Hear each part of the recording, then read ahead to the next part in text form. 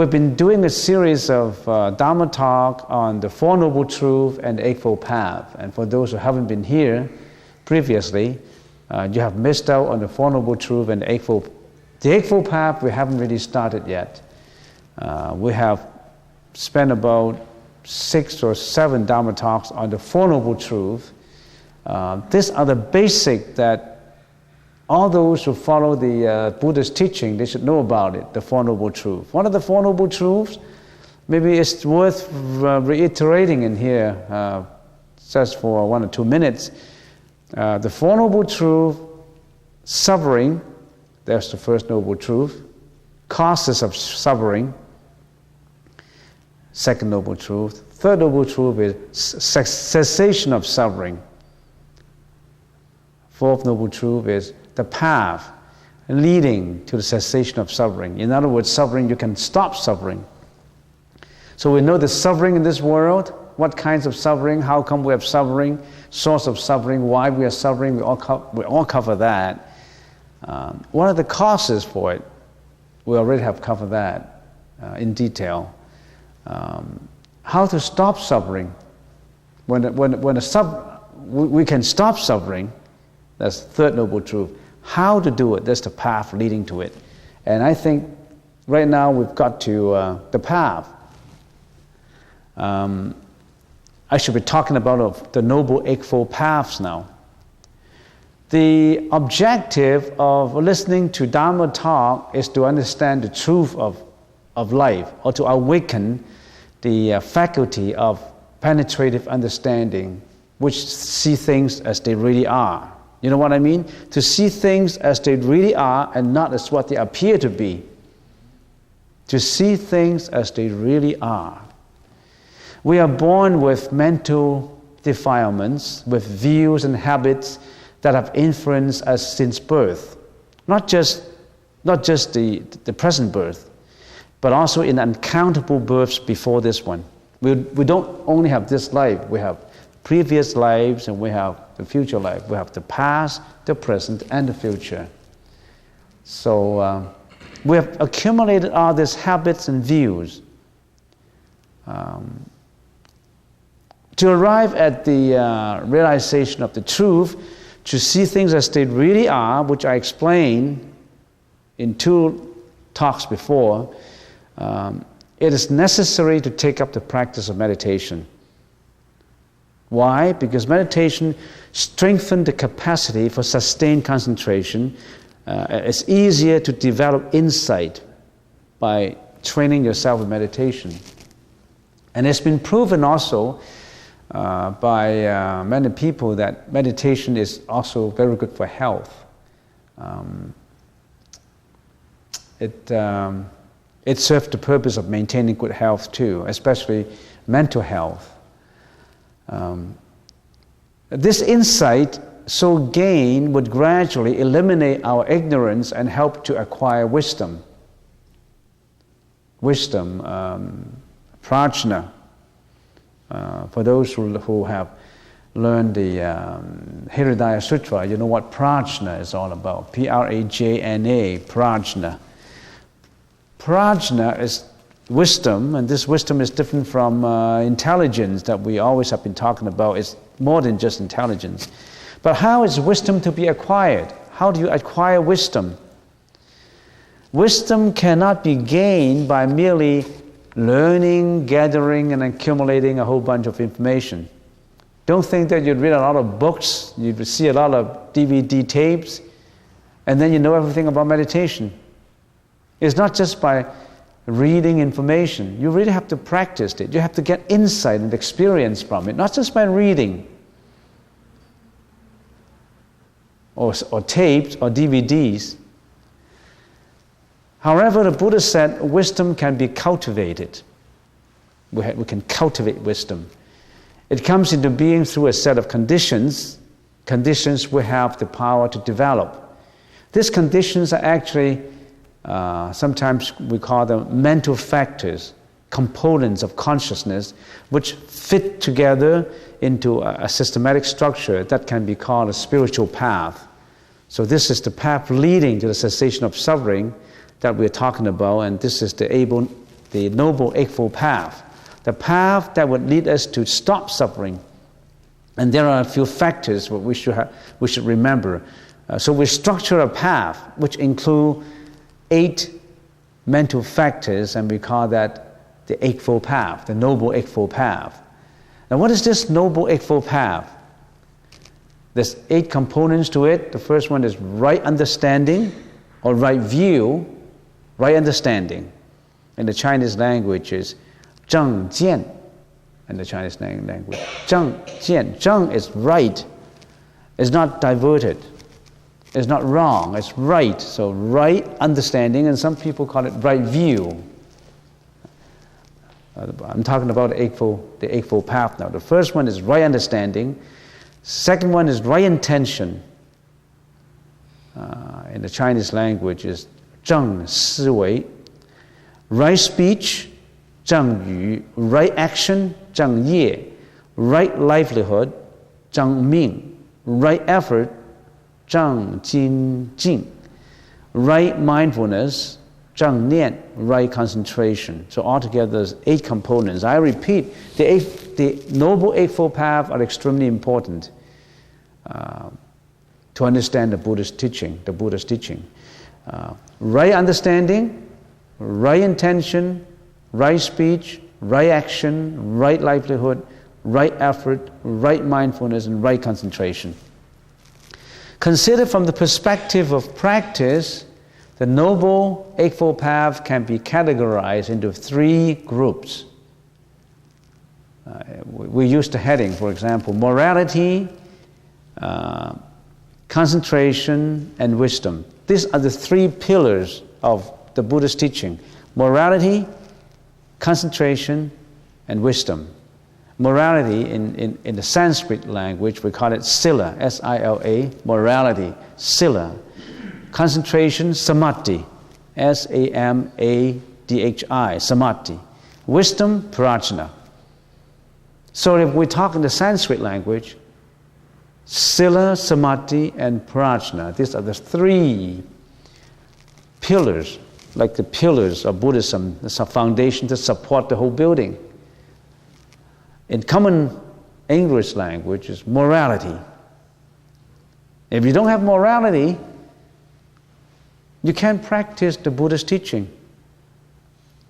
On the one hand, you're following the Buddhist teaching. On the other hand, you're doing all kinds of unwholesome deeds.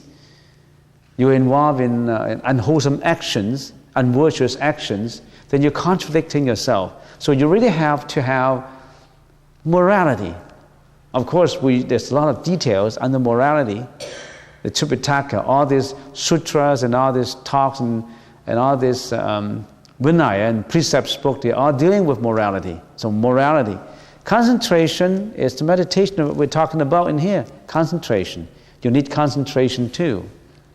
And then you also need wisdom. So morality, concentration, and wisdom are the 3 pillars of Buddhism. Now why do we outline these 3 pillars? We try to outline these 3 pillars, and we fit the Noble Eightfold Path into it. Now then, how do we relate morality to the Eightfold Path? Morality means training the moral discipline, which includes what? Right speech, right action, and right livelihood. Remember I talked about the Eightfold Path? So morality, under morality there's right speech. If your speech is not right, you're cursing, you're lying, you're slandering, you're flattery, then it's not the right speech. That's not morality. You're cursing, you're lying, you're slandering. If you don't, that is out from the morality confines. So morality means training the moral discipline, which includes right speech and right action. Abstinence from killing, abstinence from sexual misconduct, abstinence from stealing. All this killing, sexual misconduct, and stealing, all this deal with actions. So you really have to have the right actions. Now I'm simplifying right now in the later session, I still have to touch on every one of these Eightfold Paths. For example, right understanding, right speech, right action, right livelihood. We really have to deal with it in detail. I'm just giving you a very simple outline. Morality, the three pillars. First one is morality. Second, concentration. Third is wisdom. Under morality, you fit what in there? You fit right speech, right action, and right livelihood. What is right livelihood? Your occupations, what you're doing. If you're following the Buddha's teaching, the Buddha way, but you're involved in illegal deeds, drug trafficking, dealing with weapons, or involved in a trade that is slaughtering animals, killing, all these, not the right livelihood. You are involved in something that induces a lot of bad karma to yourself and to others. So under morality, you really have to study right action, what is right action, what is right speech, and what is right livelihood. So Buddhism is not dealing with just getting blessings from Buddha, leading down and prostration, not dealing with mystical stuff about aura, about spirituality, about getting clairvoyance. No, we're not dealing with that. We're dealing with actual livelihood, the way of living, your morality. So morality includes right speech, right actions, and right livelihood. Second pillar is concentration. Concentration means training the consciousness to develop insight, which includes right effort, right mindfulness, and right concentration. So concentration or meditation would include right action, right mindfulness, and right concentration. What is right effort? Right efforts is you really have to apply your efforts to every one of these Eightfold Paths. Right speech, you must learn and apply your efforts to uphold your right speech. You must apply efforts to do right actions, apply efforts to do right livelihood.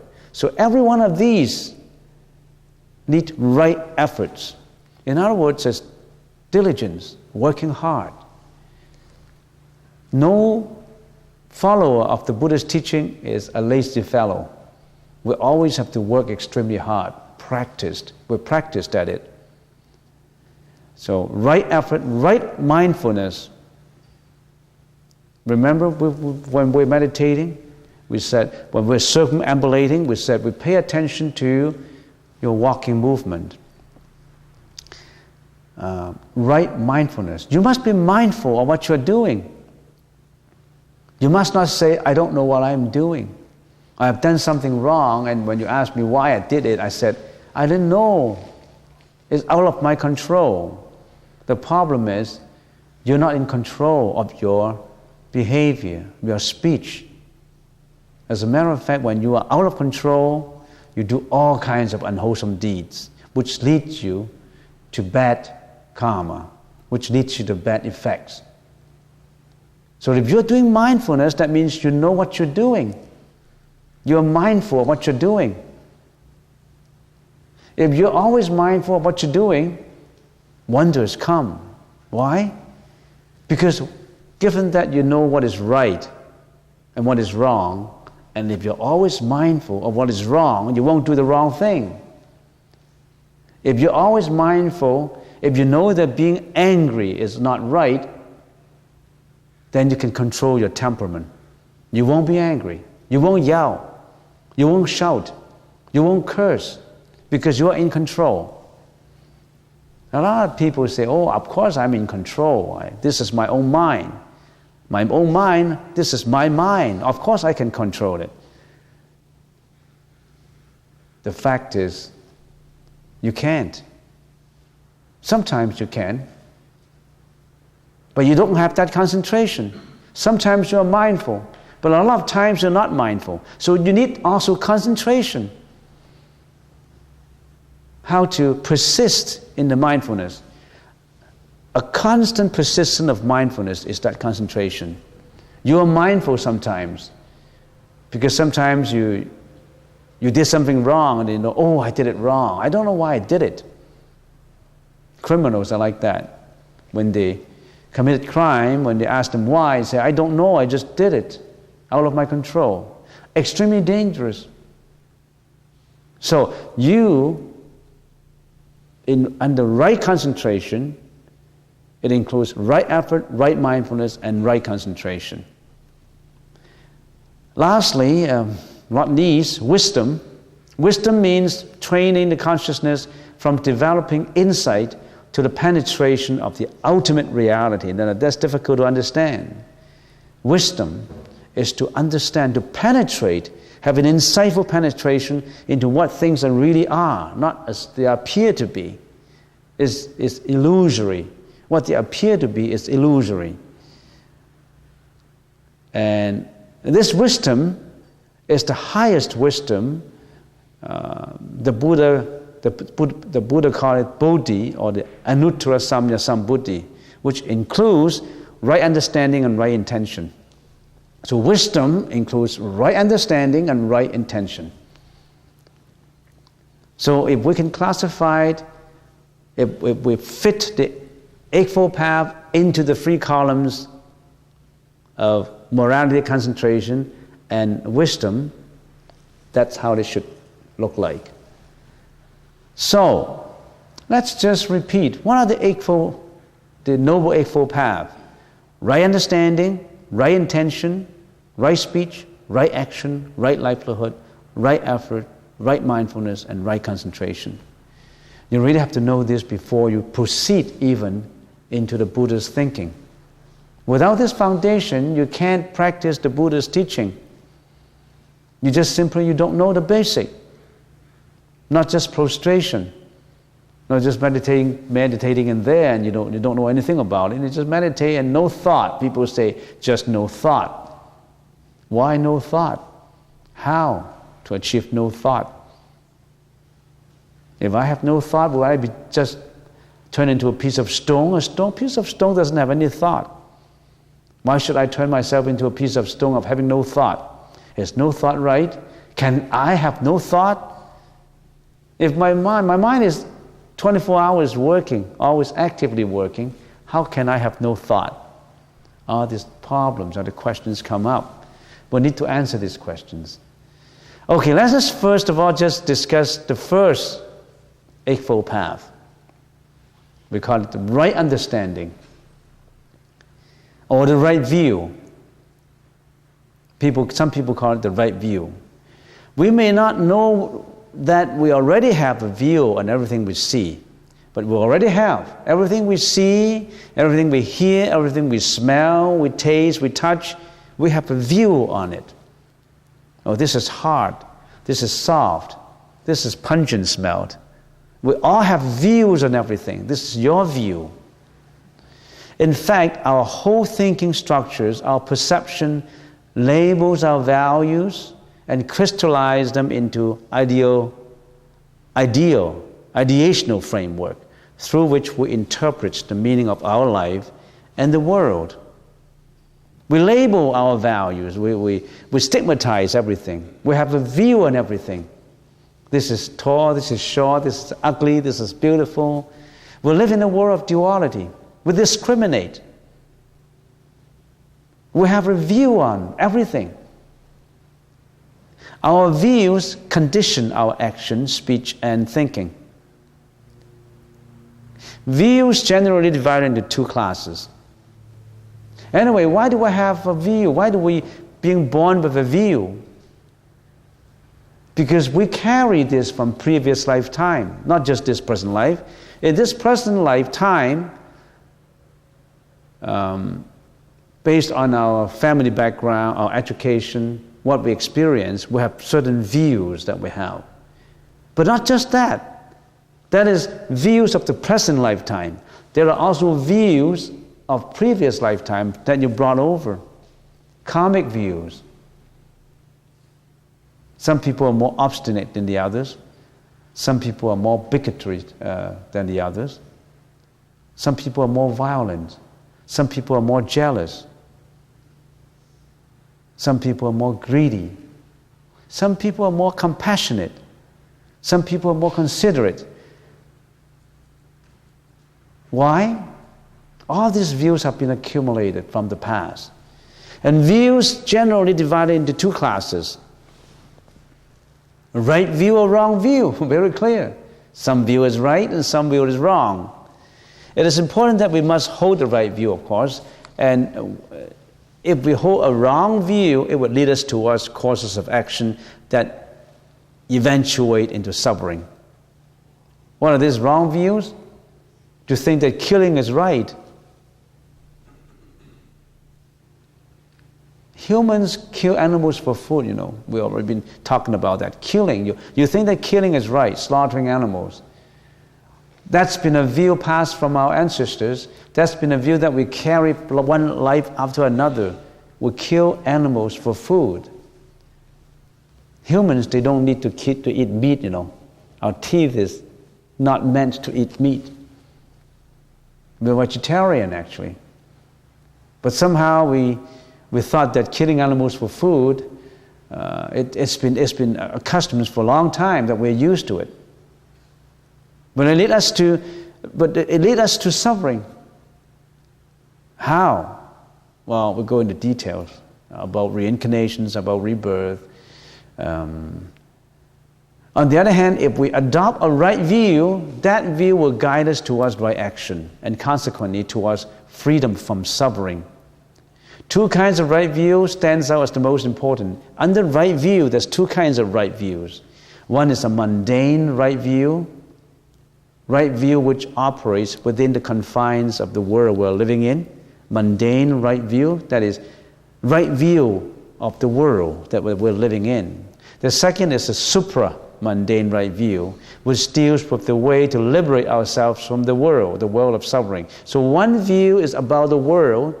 The other view, the supra-mundane view, is about beyond this world. There's two kinds of views. Views of this world is easy to understand. Views that is beyond this world is more difficult to understand.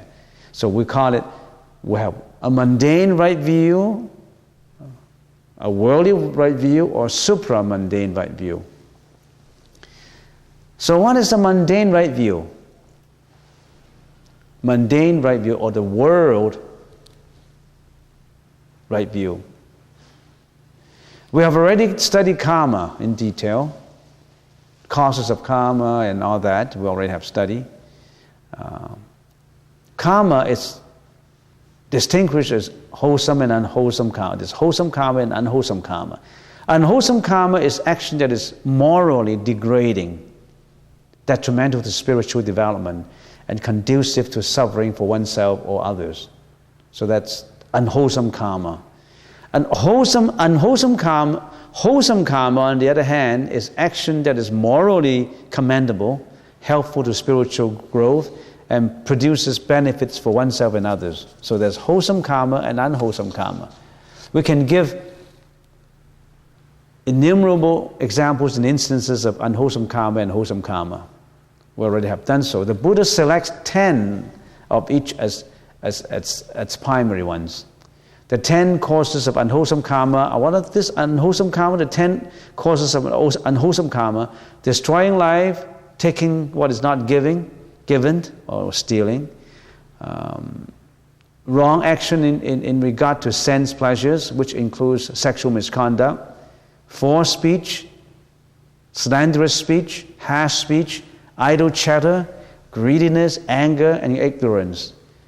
Now, the 10 causes of wholesome karma are the opposite of these. So sometimes we talk about karma, we cannot lengthen it to talk in detail, so we just delineate 10 of them for discussion. Destroying life, stealing, sexual misconduct, false speech, slanderous speech, anger, greediness, and hatred, and ignorance. We single them out for discussion.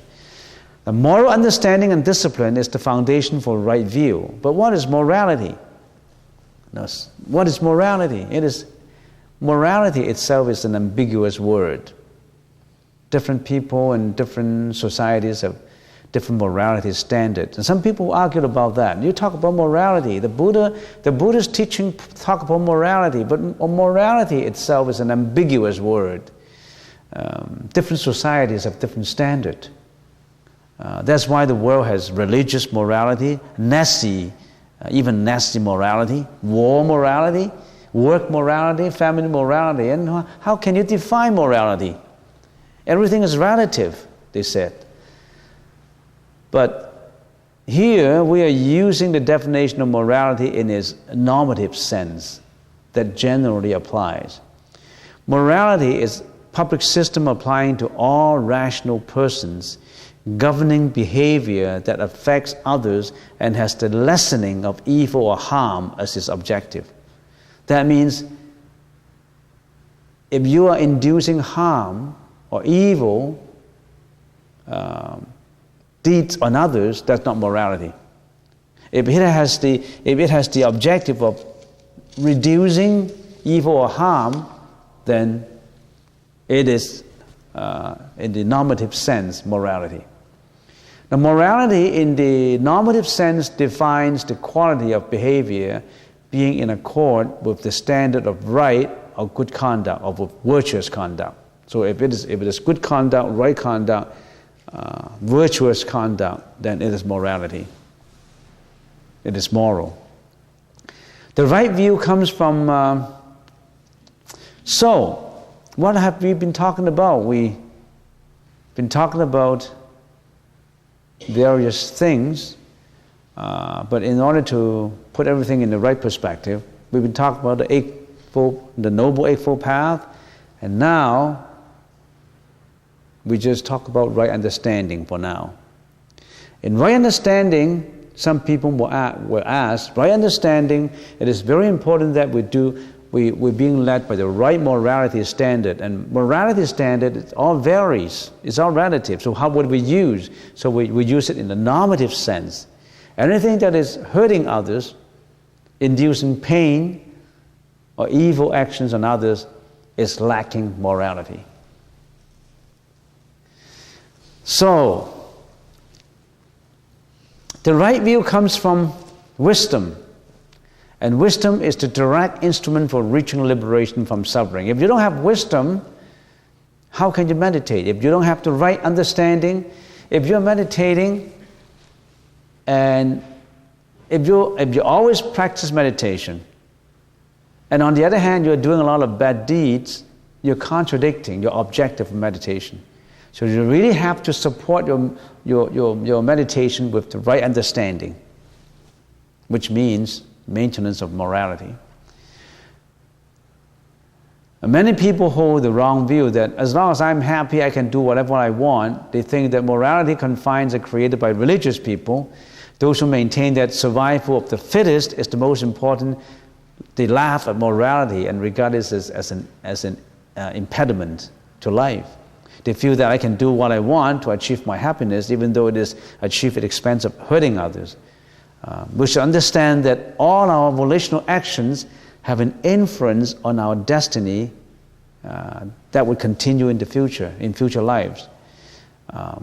If we don't care about others and continue to do your unwholesome deeds, you will induce karma on yourself, bad karma. The fact that if you are suffering now, and some people are suffering now, sickness, aging, departure from beloved ones, anxiety, fear, disappointment, all this suffering. Why are we suffering? We're suffering because we have brought our own karma from the past because of the previous actions that brought about this karma. That's why you're suffering.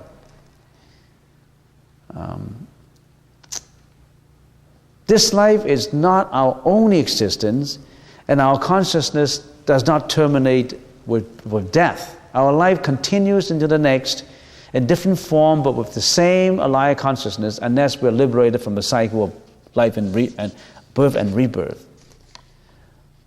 Alaya consciousness, we already have talked about in detail. We have 8 kinds of consciousnesses, and alaya consciousness is the storage consciousness. And For now, I won't go back in detail in Alaya consciousness. Now, there is no divine judge standing above the cosmic process who assigns reward and punishment. Nevertheless, the deeds themselves, through their inherent moral or immoral nature, generate the appropriate results. There's no creator who said, you'll be rewarded, you'll be punished. It's the deed themselves, the causality, that generate the karma and the appropriate results. It comes naturally. So you can't get away from karma. People can say, when I die, everything goes. My body is dead, I don't care as long as I'm happy now. That's a nihilistic approach. You think that you only have this life? You have a continuity. You continue into the next life. You carry your karma into the next life. When you die, you can bring nothing with you. Nothing you can bring with you with your death. Not your bank account, not your house, not your property, nothing. When you die, you can bring nothing with you. There's one thing that you must bring with you, and you have no choice. That's your own karma. All the good things you have done, you brought them with you into the next life. All the bad things you have done, you brought them into the next life. All the love, you brought them. All the violence, the anger, the fear, the disappointment, you also brought them with you in your Alaya consciousness. So watch your action, watch your speech, watch your performance. You're responsible for your own action, your speech, your thinking. You can't get away with it. Time is almost up, and I haven't finished the right understanding. But let me tell you, the right understanding is very important. If you don't have the right view, the right understanding, no matter how you practice, it's diverted. It's not the right path. The Eightfold Path must be the right path. So you have to have the right understanding. If on the one hand you're practicing the Buddha's teaching, on the other hand you are selfish, you don't care about others, you're inconsiderate, you're not generous, you're not compassionate, you're extremely greedy, you're extremely ignorant. It does not matter how long you practice, how long you sit, you're going not in the right way. Your meditation must be supported by morality, must be supported by wisdom, by compassion. So you've got to have the right understanding. Your selfishness, that's hurting your understanding. So we need to, the number one in the Eightfold Path is, have you got the right understanding, the right view to life? The mundane view, the right view to the world. Then you go a little beyond. Have you got the right view to beyond this world, supramundane? To liberate yourself from suffering. Have you got a right view on that? Do you know impermanence? Do you know simultaneous causality? Do you know, can you see things as they really are? Can you stay away from immorality? All that we'll really have to learn. Not just learning it, you have to remember it. You have to be mindful of it. That's why we have the right mindfulness to support it. And not just the right mindfulness, you have to practice and experience it continuously with the right effort, diligently, hardworking. There's right efforts. And whatever you are saying must be right, so you have right speech, not cursing, not slandering, not flattery. Then you also have the right action. You cannot steal, you cannot commit sexual misconduct. You cannot kill. Right livelihood. So all this work, all this Eightfold Path is not a linear scale that you finish this one, you go on to the next one. You finish right understanding, you go to right effort, you go to right livelihood. It's not a linear relationship. It's you're doing all this at the same time. They all work at the same time. They're interwoven together. You have to work at the same time, not just one by one. It's not a linear scale. Not a straight line approach, not a step-by-step approach. It's all together, this Eightfold Path would make you become the saint. Without the Eightfold Path, you don't have a foundation to practice.